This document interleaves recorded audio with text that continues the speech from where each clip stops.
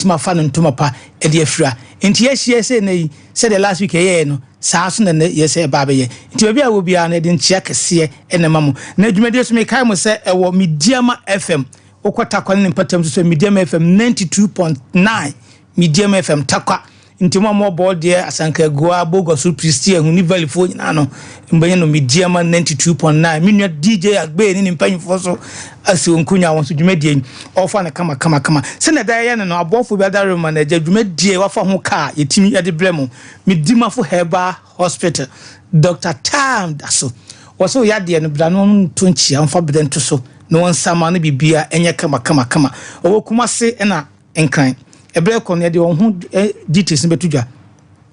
Sasna African Resource Management Limited oyo bia we gold adwuma wo mining company and ase we mining contractor na pen no mebetima bom adwuma de atumpon a okọ Ghana fa na nyina so African Resource Management Limited ono so edini dwuma Sasna Express Grace Travel Consult so say osobra na onye visa ma Canada ansana wotwesika nyese bia fiscal balance we visa before payment major fast food and we bema na we dey tukwana wuni haw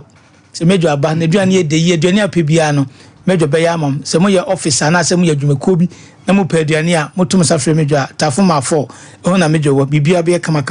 Ege Power Engine Oil nso so aba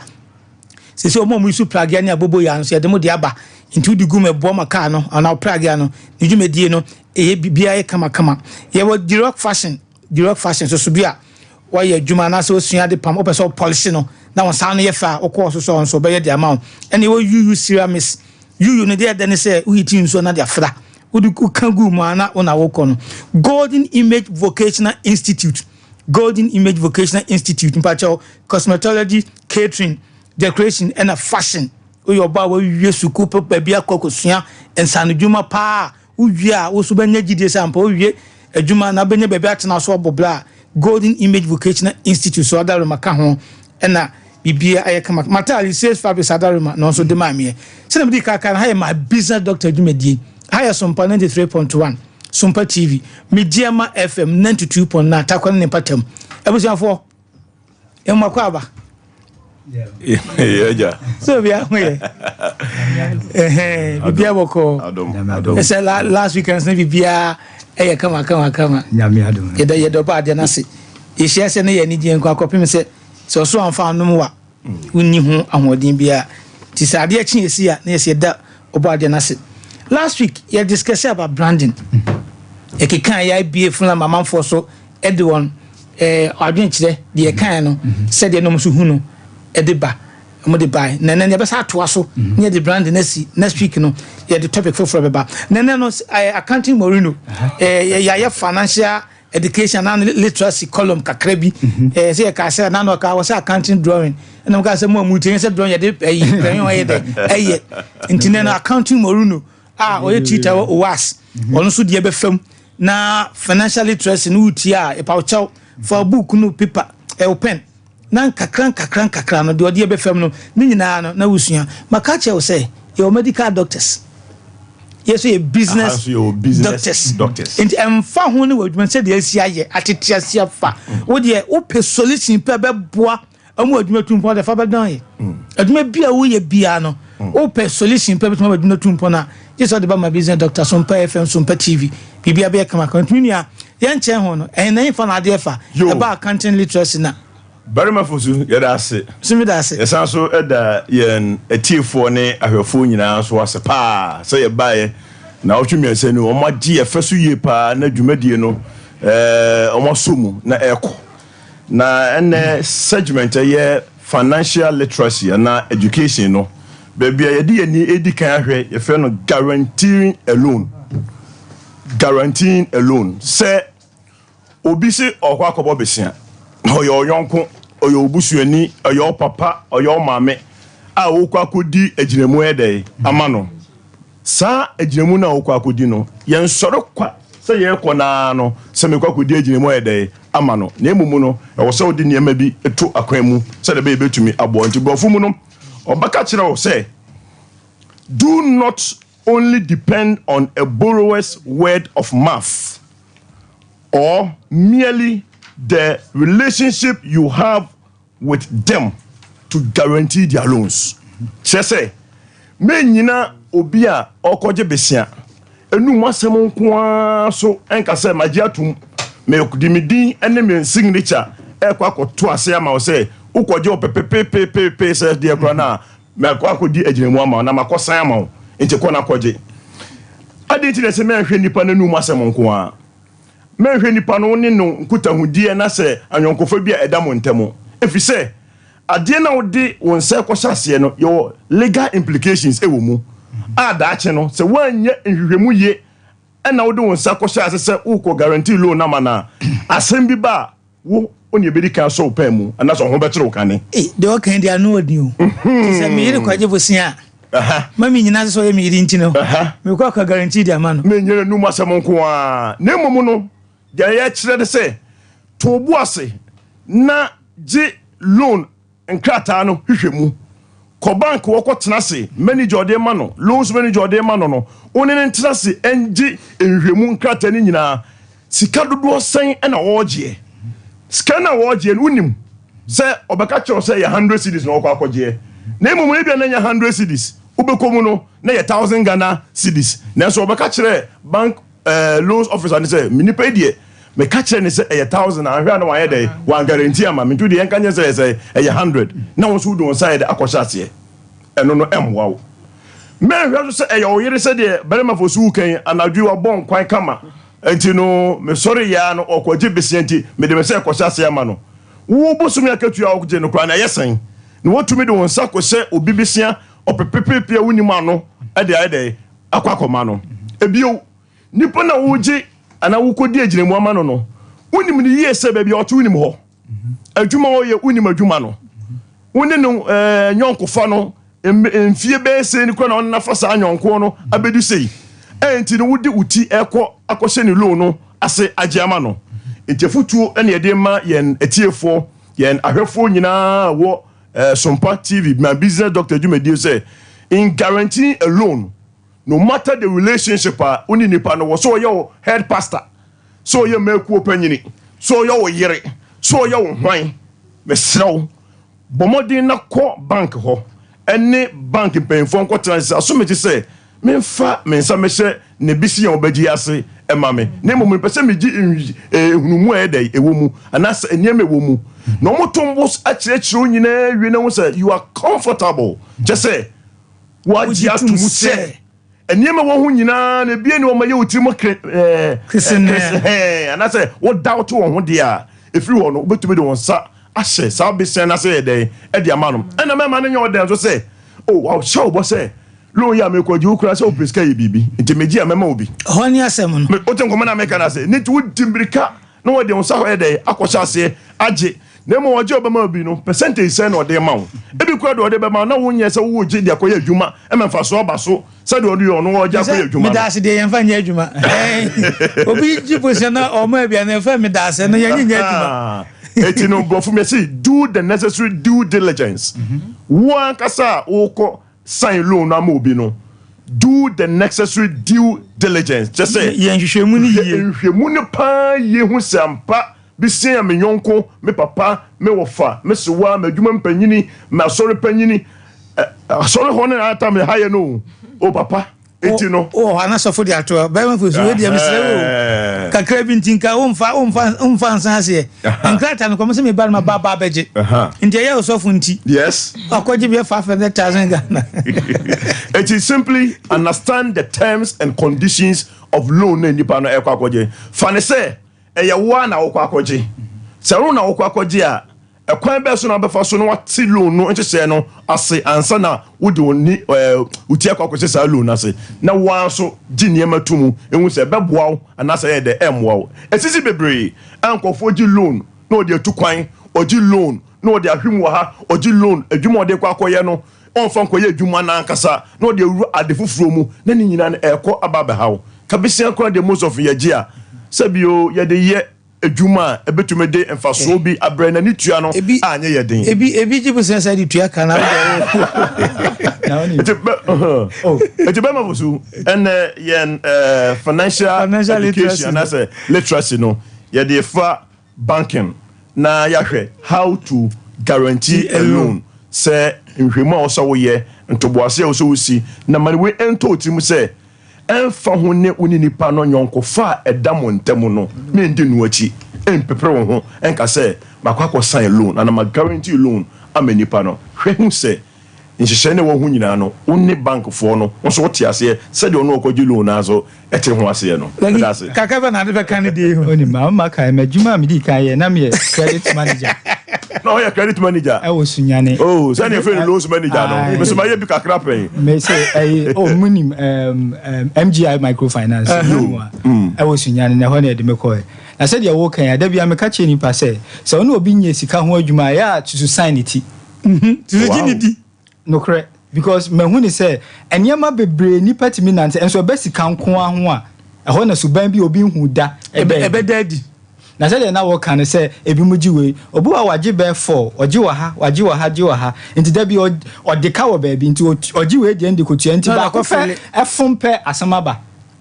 nti sɛ deɛ wo ka guarantee ni ade o minimum no o ma me we die sa o mo ba sa o minimum no wa kyerɛkyerɛ me mu den de ni na yɛ sɛ obɛte kakra ma no anaso obɛyɛ afɛ akyire na bɛba no me kura wan kyerɛ me mu yi o ayɛ sɛ ni ade nti ɛnde no korɛ sikasɛm deɛ wo ya emfa imbroni bɛka sɛ emotions in ram mo ani na hɔ kɔ bebre no etimi yɛ ne wadwane afɛ ɔkɔhye kenya ase sunyane ne yɛ ne ɔmo press wɔ hɔ papa cause wadwane akɔhye sunya kenya ase akɔbɔ galamsey na bɛ 6 months na face cancer no waba asade ya ba ɔkɔrɔkɔ na ɔsesa ne phone number na ɔbɛsesa no ɔbɛsesa ne sisi ya me da se ya meka aka ho biem nso yɛ sɛ ɛwɔ sɛ wo a wokɔyɛ guarantor no ope hunu nipa ko ne cash flow sɛne ɛte ɛwɔ ne business nim but what cash flow na you the buy ye kase ma ha me famra ye de nim sɛne ne dwadie na sika ebam ne ne wɔde san kɔfa nneɛma ne bi ɛsan de bɛhyɛm na ho ɔde nti sɛ nti ɔtete nyina free mu na sɛn na ka wɔ akyire adentia ɔno no wɔgye loan no na ɔse obetua na senti bi nti bi ba wo wa ba besom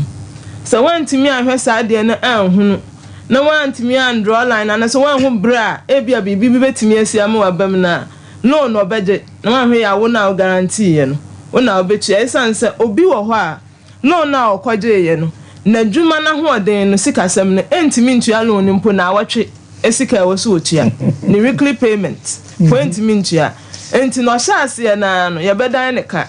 ama waba abɛsase atua nti wɔsɛ wo yɛ saa nhwehwɛmu no wopɛ kwan abafa so abɛhunu nipa ne dwadie ne sɛne ɛte sika ɛbam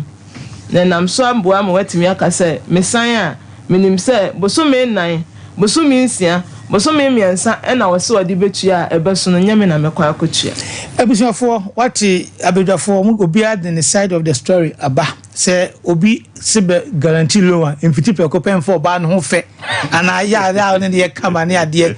o nansen ba ko bi a esiye omo so mo de ba ware fe de ka ba ne nsa o de tukwan wow na last week ba ko be si menim abrante nadan for no school business doctor it be si wani nadan for no school no sense onye de on guarantee man o wi so de tukwan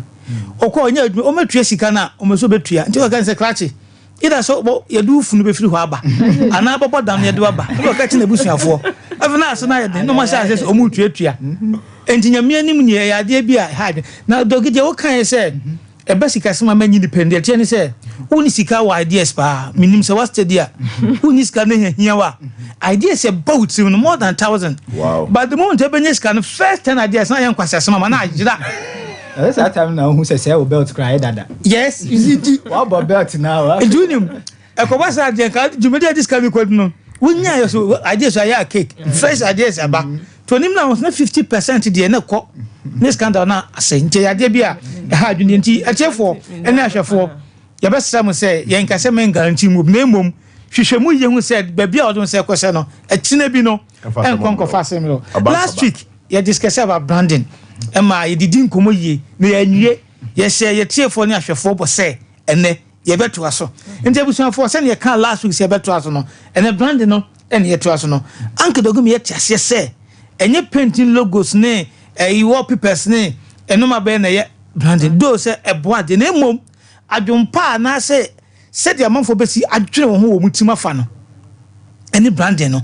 na matem bia no although oye bibia na obe factor into the obey bia that is branding tinene e be say sa to aso na ye wura hu say je ne betima ya ebe me brand ye betima enhance brand no anas ebe nyine atumpo akwankan nti dogi me this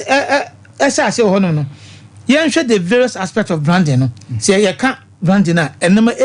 ehene say de fifa anas ye stages bi aye de ye me da say na ye ka bibi me kire mu di ka kire mu na wo twetwam say de ade ani hu ade ba ko ehia pa ye adwuma no kra ni din adwuma ni din ne ka ho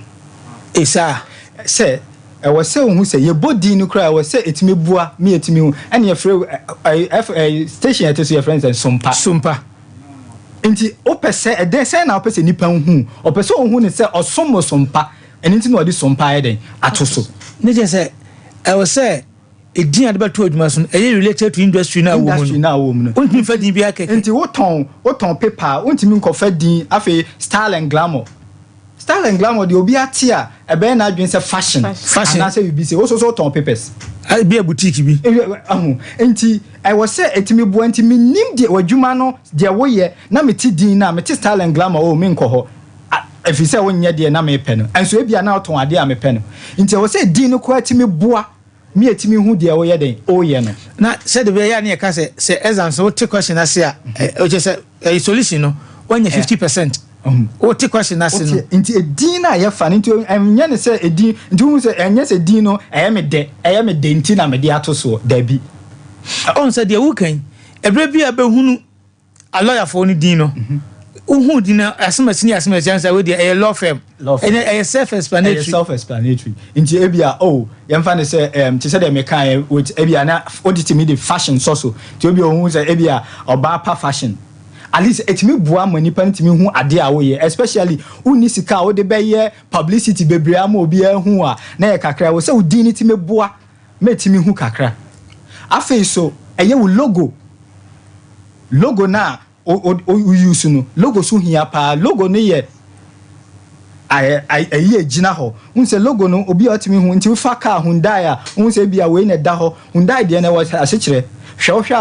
Amazon logo na o hwe a unse Arobi free A na akosi Z no so o say product e free A to Z bia oba Amazon na obeden ubenya nti o logo no so e kire bibia de kro ne den eye o hwe Hyundai de na unse I say nipa mienu na echia o say customer service waba car na wa use no wani age ho enu nti na sa logo no mo use omo chia nti logo no enkofa bibia na afi wafa jatatum jata na odi atum na die nti na ade jatatum I will say wo asechire nti logo no susu gina ho ma e kire de wadwuma no eso yeden eye afi ni abakala kala bia wadi gina ho ma nti ne ekwa yi a yenhye fufuo no saje se yesi ye ya aseda se nipa ne ani abrepe ye hye kala ben tuntum ana akokɔ nti kala bia wadi gina nti se eye ma na wo ya ma omo a unse ohwe ma de na obon se na pink mauve violet ni sa colors no sa na nti no nti hu pecrout mu se we nti hu sa atade bi na pink ana ana se hu ya ka se ma atade nti hu se se company bi bank bi omo wo product bi omo ye for manko and card no color na pink nti se de be gina ho amu hu se we de ye ma de nti hu se ma yi bia hu se na aye colors ni ye pink ana se ni nti ade na wo ye color wo fa no so no hwe se adwuma na wo ye na opese egina ho ma sa ade na na nti mabo edin no mabo logo mabo color ni nyina ye niema wo se nti anu ye de ani hu nti mi hu ye kra na e se etimi kire me ade kra wo ye den o ye nti anu ye de adi ani hu afa ya ba office anu so no o customers na ba office send your office ne tie anu so e branding ni bia o workers said your mo hotie omusu no ban omusu ne ban office wo said wo ye ho because me catch say free ani so na akwasomu nti me dru ho no say na hotie wo pese me bu a e wo so office kire say me wo say me bu enu nti na akọ banga sabe e fom a ya pepa no enu ma usika enso so ye bia e me ye pepa ya hye suit I bu okra shoe wom so wabo suit ni ade ni nyina agina ho e ma nipa ne hu adwuma kro no se ne atie enu nti o mo boka ema o hye suit ene o ye den manager o hye suit atela ho umpa kra be se obu okra na adwuma bi wa requirement o twika nti ebusa say wonim driving ana ade driving no be ya adwuma na da bi enso ye pese wo say position na wo no kire bibi ema adwuma ni nti no ye say requirement say wo so ka te bu okra ne ama car loan e betete wa de aya because a requirement say wo nti de ani hu aya de hia pa member mfato hu bi si wo wura bank sisia na ba ko she t-shirt ana ba ko she suit na wa say ko manager wa hwan ho pa na obekọ ne ho o me ko de she suit no ade na che say suit ye manager say brand even say wa presenting who ye no na me kire no inti nipa no I said they were dressed inti I said dress I said they dress the way you want to be addressed say na person nipa no won kasa dress sa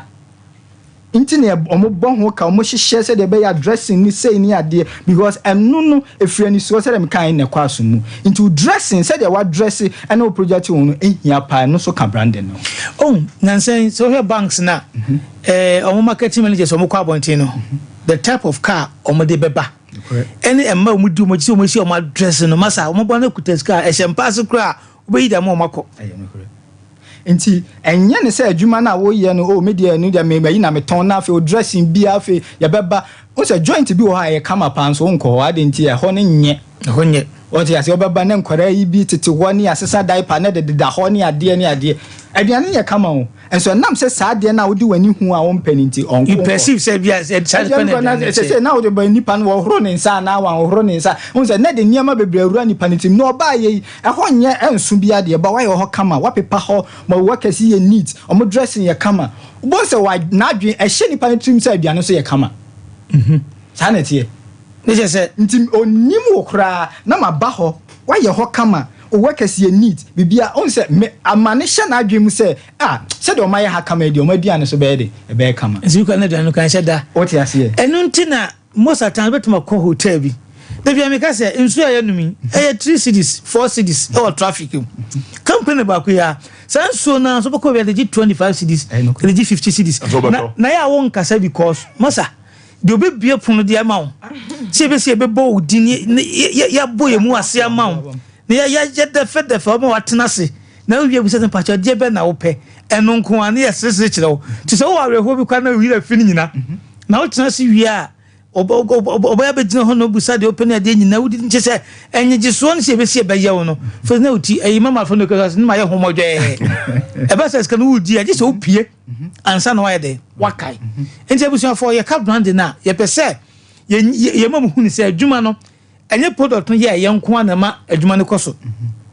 na wo kwa o personal appearance no environment no ye fa de be standard operating procedure SOP wo kwa adwuma bi ma this is a standard ye di adwuma ye see ye ba anopa 88 every manager be ba address board no mo performance enti se wo ba na fi se wontimi enye sa de na ye ntim fa adwuma e se 3 months bi wo kwa retreat wo ye say in the SOP need the whole to obi na okwa na a procedure ye di adwuma eno so ne ye fa e de adwuma to we multinational companies na sabi agidi na enye bibia keke mamfa KFC ne emfa to ho baby abedi KFC bia taste ne ade adekro e SOP standard operating procedure as a call room sorry no you see baby mass e bonus baby abko abedi KFC bia no taste ne bibia ya adekro baby tima ko baby no bi obe 4 or 5 branches there so am there ni de no e different from baby for the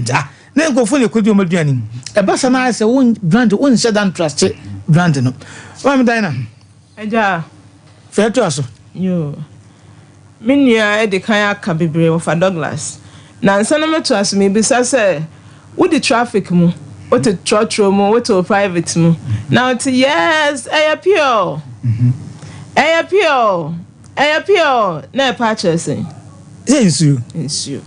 adentina sachet water bebre wa system nim say nanso still omo moton nyina pie no pure insan say ever pure for hu say e was so omo pedin a omo de beto so a obi abetimi relate to it so easily omre enu ntino ne me de card for Minia Douglas there so say edin no kra no eya wuchu so we so hwe na hu say ye de obi e ka enya ne den na afa so no ogba ebe ye ne de sani ebeya ebeboa amadin no ebehita babia mejina no so no maka sani na Brandon ye den e say adwumakuo bia ejapade akase o Brandon ye adwumakuo bia ejapade akase pa esanse so hweso yi a ebeba be create good obi ama customers no da bia no omuhu babia omuhu se wei na ye hwehwe enu nti no eboa Brandon boa Emma wo customers no etimi hunu wo niema omo o ton no baabi biara a ewo no ohu pe otimi identify eno ye baako afei nsuso no eboa ma customers no ekai yo ekwa beso okay mesaya akono different line last week ni aka about bayra for ne omo ekeka ho no o ye printer ebia minima baba wa bia Christian Service University ho oye printing adwuma ewo ho odemoda so wo be kɔ ne ho na bia wo de work bi be ma ne so on printing ma na bia wo printing mistake abaso no ahye da glossy over it wa bu na ni eguso na wa ma de akɔ onye bi da wanim ho na no ayi sa sheet ni nyina afiri mu wo bisa ne say oh we de me copy ne ma me fa no a o se da bi wo de ma me nya no foforo ma say adwuma na meye wo betua meka na ne nyina mu no so ansan fa boni bi kura anya da ento so enti kwan bi so no obia hu no say ababa wa we de me di madwuma kɔ ne ho a ekwan obefa so obe receive me obehwe me na afa no obema menya de amehwehwe no enti no afoforo wɔ ne ho a mo ye the same adwuma ni bi na nso ye san wo ho ekɔ no de bia bi ho no na nipa ebu no so ai na adwuma ho te enu nti no se o brandi mo ho yie e wo kwan a ye fa so e kyerɛkyerɛ ya eboa e ma customers no baabi o nam bia no obesan baabi a ho no asen aba ho tokuro na wo hyem no enu nti na obetumi twa kwa tenten to akodi fufuo fufuo no okodi no ho enye bibia se o twi makuru bi ne bedi nkomo na obosire hehe kakra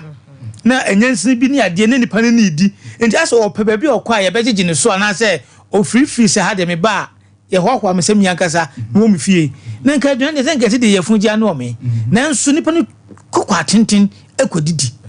abusuafo se na me kan no ye de ehia se a e business doctors enti no ma betima bɔ mo odwuma tumpɔ no ene ebiebie so we ya ye kan bi nka ye ka se nka bra training na ka won twa betwa 1005 obi 2 hours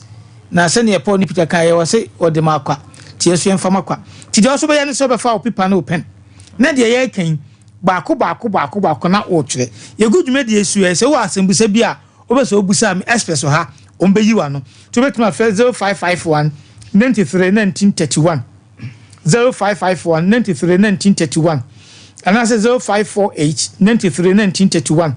0548 93 1931 na wo sudwumadie no o asembusa bi anasa wo contribution bi apesa wo de ba na bibia aye kama ha Sompa FM Sompa TV saso na Mediama FM takwane ne patam so obenya ye discuss about branding ofra me yehu wo so de na odin be na da company so but e be ntina de side ni to so uso ga cry say e di ntina fa so slogan no e de be na wo ye de abo sa brand na wo no ho ban last na me ka say e to bi kra na obekwa companies bi mu no ni ya ka vision kama ye vision ni mission ye na wo kan ye de ba be ko the reality on the ground de omo ye pa no e opposite anu na be me free bi bronika bi say organizational culture omo say o set goals o ye o de bibi si wani so na wan toto niema wo organization ni mu a betimi aboa masa goals na ye ya emfaso bi ani so ti hu say na ye ka say ntina be ka say new year resolution amount for ye na so 3 months time next sa organizational culture na nti eno no so na core aspect of branding zenza me say the busa hono no so because say na wo kan say na nipa no o kan ye with even attendance wa adwuma much say 8:30 na mabi ma begina ho from 8:30 to 9 o'clock abo obi amai obi ba ye so opeso o che me say no right time ma beduru so ye late so say maba mama bande maba no a child pebble anu hu bi anu obi bi ani ho eno your organizational culture asuban bi a eda ho nti da bia no branding no ye sheda na ye hihye emma by chance because ujai ene ka ujai asase na enwura ne fu wo so enyi ru papa so enye de opɛ so na ebefuo nti so opɛ body a udi ade body nti suban bɛ na opɛ sɛ daddy wa adwuma nim me pɛ sɛ yɛ ho sɛ de bɛyɛ a yebu yɛ customers yeah, who said you be your customers. In this episode, you customers. We make sure say obia when the customer interactive biano, me did not fancy him. My chair said you only nipa ne bekasa. And kofa obi metna ho, win fanning fancy him said you only nipa bekasa. Now they ought to the jan on the umuadi o mikrasa no yem. O gu adwuma. Wait, yes, I know you. Any idea? O gu adwuma. Inti was so to me here. Now say now person nipa no your customer ye treat you omo. Obiabaso. Bacha, we didn't be a free. Hello. Pacho kasa free. O kasa free Pacho. Ache nsuya, mami mane nko. Let's say, yeah,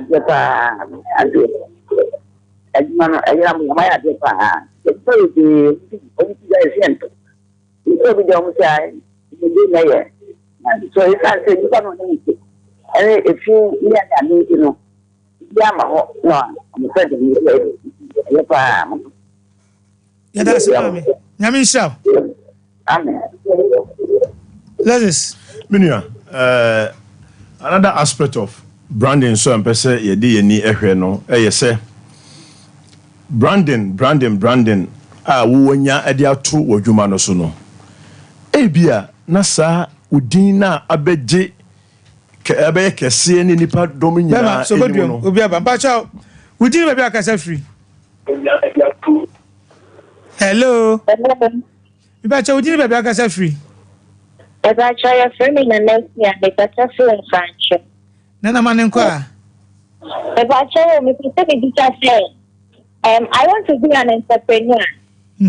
How can you combine traveling with your job? So we just know how much interest. Who just want to kwan? E dey ja manfo. Aha. Okay. You be you no nana. E da se. Be mama nko. Yo, na make say brand name. Pacho obi asaba so. Pacho we didn't be akasa free. Hello. We didn't be akasa free. I thought it is Daniel, that's free from Kapa. Yo, Danny Maninqua. Oh, the first time I made show program, okay. Mr. Me follow my Facebook, la me Diana, my area. Oh, so me install me satellite dish. I mean CCTV. But I feel na the gym shop. Now I'm to set my back. Church work. I said, you know, I was said reflecting him and out. We are no. Then we are na Sky Tech.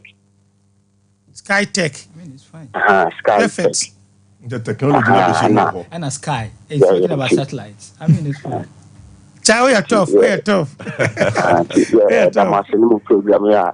but we saw after money for the I was for media so oko Facebook Innovation TV GH. Wait me follow Innovation TV GH and now Sompa 93.1 and so Facebook. Wait me follow. Pacho. Let me say. Brand name bi omo unyaya. It was as a result of monopoly. E maybe atwa no. Nko na we uti. E dey careful about papa.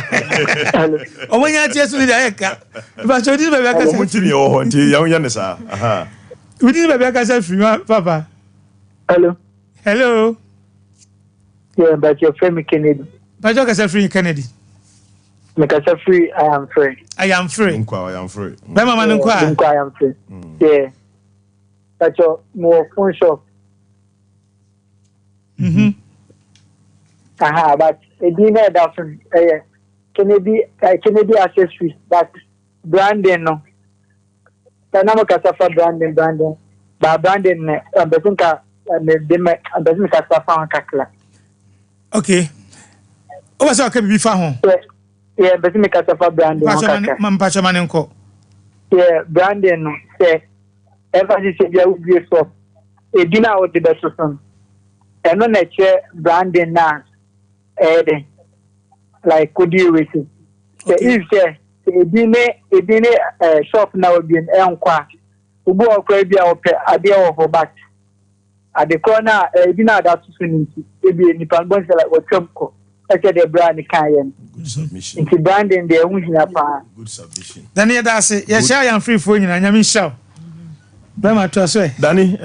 me so be chere dun konfo phone nyina me kroma no dun konfo ne I am free there. Then I can say brand name bi o ma unya ya na it was as a result of monopoly no. Bema, Pacho. We didn't be aka say. Hello. Hello. Hello. Hello. Pacho, you mo kwa ba we didn't be aka say free. Pacho, you saw me. But when you know, what I do, the somebody no, I'm not with that brand name, you know. Pacho, o ka say free hen. Because I feel family Toma, Ituma, Salama, and then family to my room, so. As always, Yama no ha. Yeah. Okay. I'm not allowed because I'm no one to young yet. But so, yeah, you know what the man and your mob wire pa. I'm in the whole maybe home with some catcher. And the number of the man.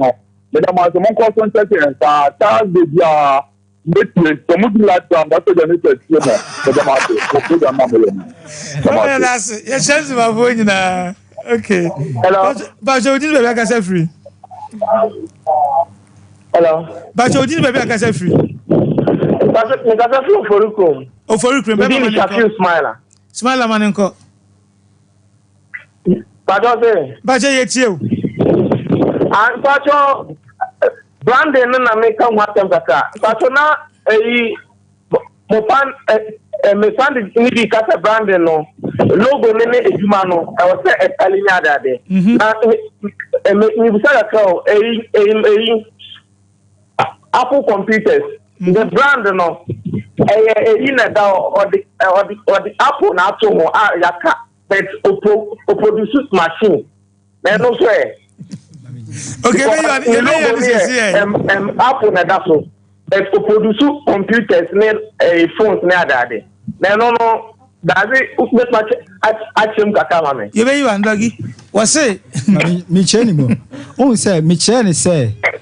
Branding ne ye. Send now pesa amanfo hu. Inti me ka say Amazon there. Arrow ni free A na kozi or purchase say product bia from A to Z ubenya ho. Apple there no say a byte. So unim technology you can't byte. What you say?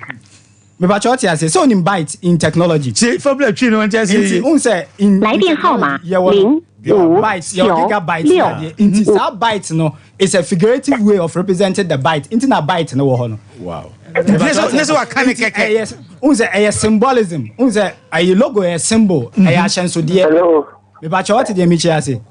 Okay. Pacho didn't be aka say free. Dunka okay unya ba kwete ha yima mane nko a yima mane nko office ron you kromni that first my ntina me chem say unse ogina how ma byte into technology or gigabyte megabyte ni ade eno nti no e dey say me sure say Hyundai nipa mienu na achia and omo de logo no nti eye ahyenso de agina ho ma nti say wo fa ajata e die nti na wa fa ajata de aye there should be a reason ajata ekukuro duro nti ana me de aye nti ye che say de ye no adwuma wo ye gina ma akukuro duro ana ku ayati ye gina ma akukuro duro eni nti nya fa ajata aye de ye symbol nti bibia no fa kotokwa aye say asante kotoko kuma pima I say nti wo fa wo say kire bibi ye say wo fa ne keke wo fa ne sa akwa debi Pacho bia baso. Pacho udin be aka say free. Hello, Bajo me de imam me ka free come down so anyway. Yo nyima mane nko. Me da wa se pa ne program na mo de maye no. I think say no panelists no mo fantastic. Yeah that's it. You make can say the okase Apple ne logo ne you know. The mo panelists ne ba ku chi mo pa ma me tia because when we talk about the byte na in technology, it deals with electronics. And this object offer the mere Apple, no say, and no brand, no enquire. Won't you see? And to be here, be at the same panelists, or more, no more case me, but I mean, when you're more than my own. Yeah, that's it. Business card, Uba, Bibian, maybe ya normal. But you didn't make yourself free. Hello. Hello, we didn't make yourself free. But a feminine apple, but the first anti Sankale. Yo nana mane kwa. Epatso, media mudi no, eye ni je bebre. That's nana. Maya de papa. Me say me be sport was ankale. Na ediam dia to so ne nana poku. Nana okay. Na maya de Sompa mo that nyame siam bebre. Yes, so Sompa. Yes, that's bye. But you did be kasa free. Yo, we the empty we in free ho. Na yankwa obadan na ho. Say o brand name bi o man na eba out of monopoly che say nko na sabre no na owo ho. Eti ni ba no. Etumi aba beji ntehia na sa abaye kese am obi ahu say sa time no woni competitor. Eti na ye tuamfo say don't live on your past glory. Brand name nko a enka say me na obi ekopa de we ya. Ya bobo mi Mami, dan a cite example. Ebi ebe kwakwe survey say brand name be na ope sebio me kan afa na yen promote obi adwuma ma no. Ukwe survey say dura ye de tutu yesen. Emu de hin na ukoto a opa. Anhwe a obi abeka say Pepsodent. Eno no kire say bia wo Pepsodent company mobile money a Jesus seller no ya brand name no egusu ukoso. Nanso ba hwene nipa no okoto Pepsodent na se aduru editutu yesi na okoye no ye Pepsodent na ma na o se da bi enya no na mepe ba ko no na kire se o brand name no eye old and past glory na ogusu a wo de bo ho safo hene so me gugusu wo market nim na ba hwe no okwa ye be the original Pepsodent ye de koye brand survey na e de ba ma no o se me mpe we se no yi alternative a it is an ebedwa so a omu push their brand name to the market. Said they are working. President they are working. And I'm say a buyer for years why you adwuma. Enti no upo olidi market no. And ushe amount of sika omodia research and development now me share company be budget for research nko about $15 million. Budget for research mon kwa bontin ko hwehwemu mon fa nimdie foforo nyi emeka ho. Ushe President Colgate na idea ko ni ade a ho ani asesa is newly improved na ya logo ni kakra ya sa colors ni kakra ne busa se edie be nti na ye to ade no na on fa color back for the next 10 years there be on se ni pa adwene wo taste taste na wa adwene mu wani so nti se wo sesa na da bia na hu ade na attractive nti e wo so ye adwuma color back no for 10-15 years on sesa even font to cry no font no on sesa no. That is a research in here. Said the ya unfa unko brand name ba ko na odwen say wa bonten no enko say no na da bia me de echo. Unim say mre bi company bi because of their brand name. Omo ye product bi ba bonten e ma fault e ba ho. And omo call it all the product back say omo ye free adwaman so. I say enka omo say so the for ba obi be ka say oh omo dwuma ye na so product omo asai ni me ntobie mini ahotoso na gide omo biem na so no omo ye for the buy no nkofo san so ye dey etugu so eno ne standard operating procedure standard operating procedure and standard na yes ye deba nti aba be mo standard se me de ade ba na nya kwa nkofo de omo sesa omo ba beji mami dana fabika homa ye yo dia me sign de ba ka ho biem ye se ye pese ye ton ye ho eno nti yera no say ni de no de ato Skytech eno nti Skytech obia etia obehu say fa technology ho oye bibi fa technology ho enti no edian na sa brand name no ebua me na dwuma no tumpon sa brand name no me pese me ko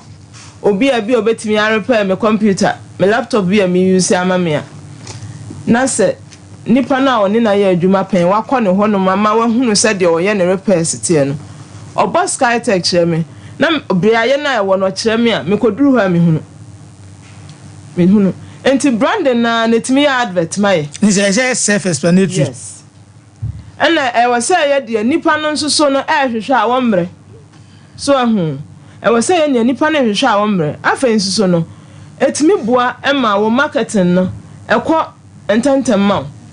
because obi refer kan say referral no obo Skytech no me bedu bi ayo kire me say yemfante say junction o do junction na hwe sabe nkum so a obehu Skytech say atwere wa abronsan bi so me hwe me hunu eno nti no e was a time bia no uhunu wo brand name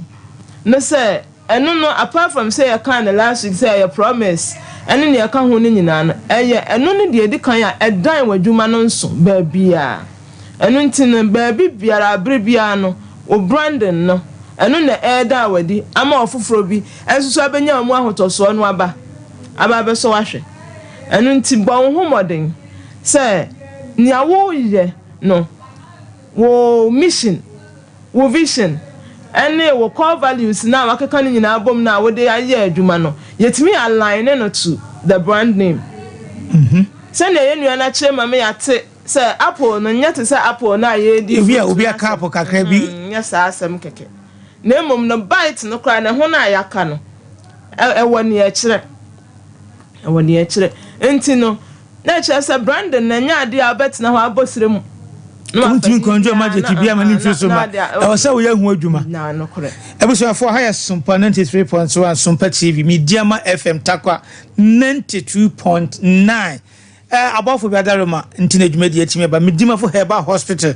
say hepatitis B wo stroke sexual weakness kidney how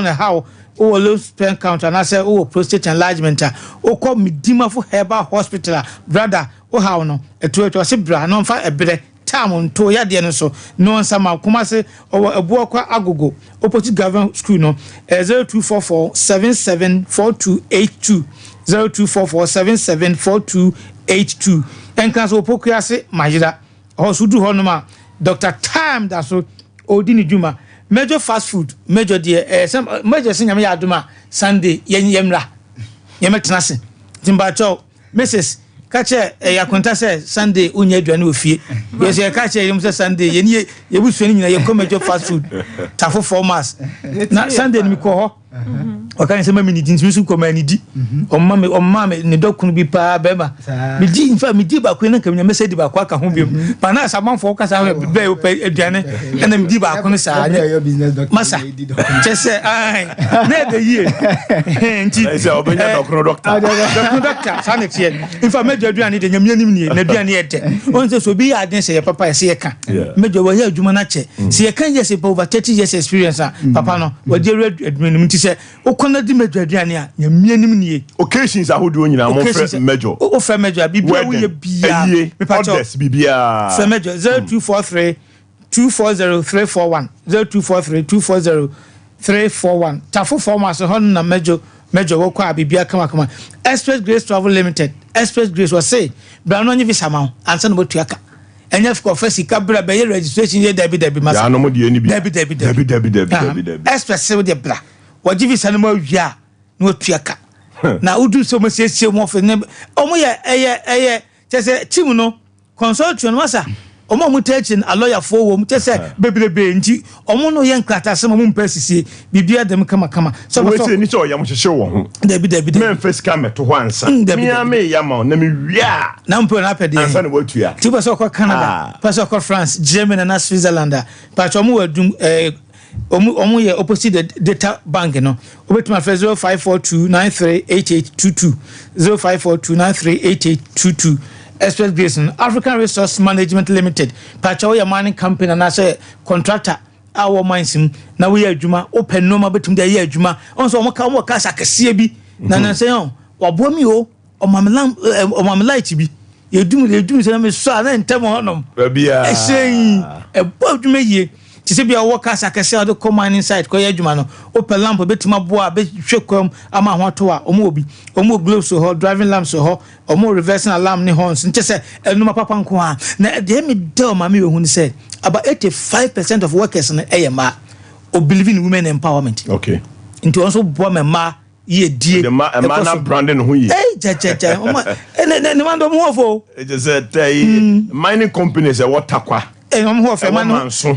wo tra any omu nyina fo money new month nyina e fo money nkyere takwa omo takwa achimpim nti obo 0541 350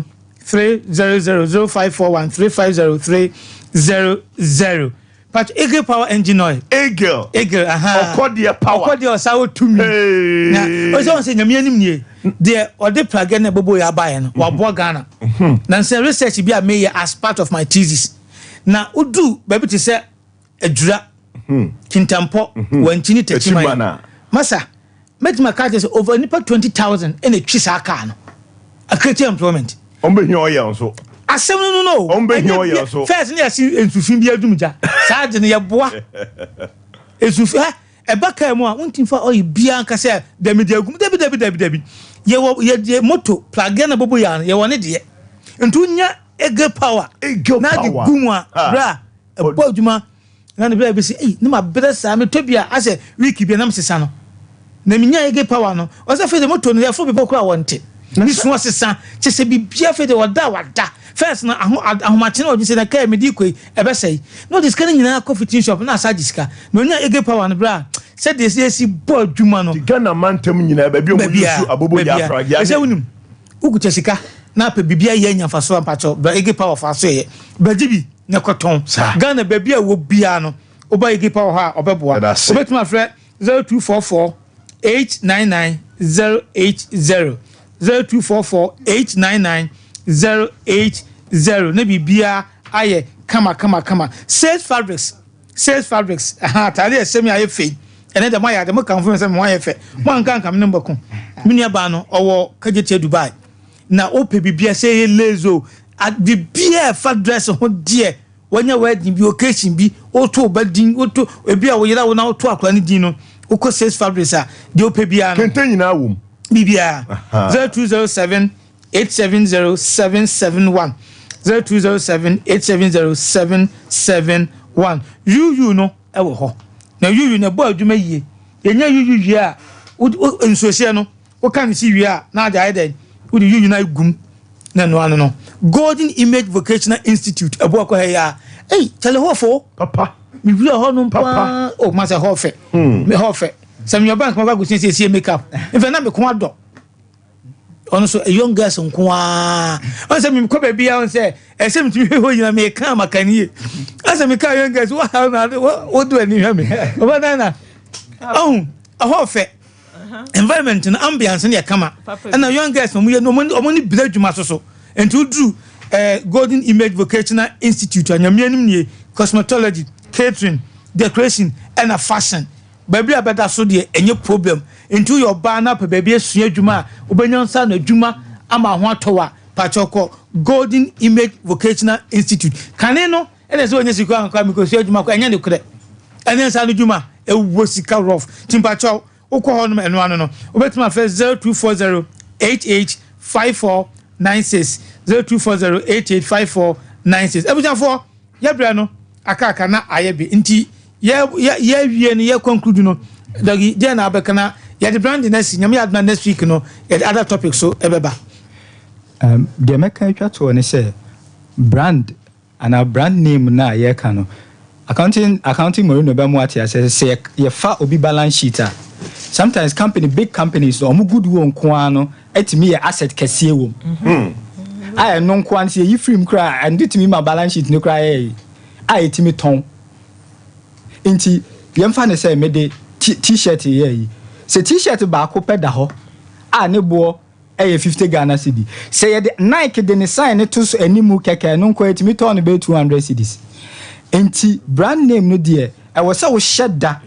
etna ho said the nipa no behu said the omo beti se ne atenka opeso munya wo so sheda e wo ba bia wo be fa bia na me be ka de ba ko product ye product e kwa abonten e ye one area pa amamfo e ye mfom so but na printing ye basa obi read kura ontimi nye e wo se sa ne ma nyina no e wo so otimi di wadwen ko because e wo so sa ye no consistently enye ne wate wani machina no amu na da bi I was you know consistently said the beya nipa ne behu se ampa say na mame e beto ni trim enti na obu ka say oh I didn't na MTN that so your advert and na Coca-Cola that so your advert nipa amu any ade nyina because a consistency and that they don't want to live on past glories said the American no because taste and preferences of customers change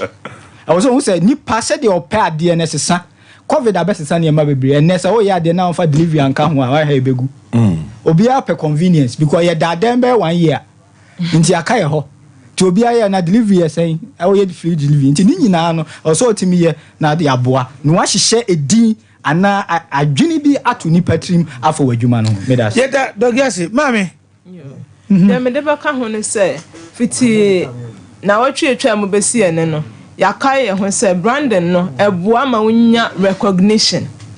sɛ adwumakuo anaasɛ wotɔn biribi ɛno nti no ma ho hia sɛ wo brand no 4Cs na yɛaka ho asɛm bebree clarity consistency content na de korɔ na wotɔn no yɛka president asɛm die wɔ mu no ɛno ne content na no na bɛma nipa de twitwiri ne se a ɔbɛsan akɔ no asan abɛtɔ president biem na afei communication yɛaka ho asɛm sɛ branding ɛyɛ voice ɛno nti sɛ saa 4Cs nko akora ma ne ka atirim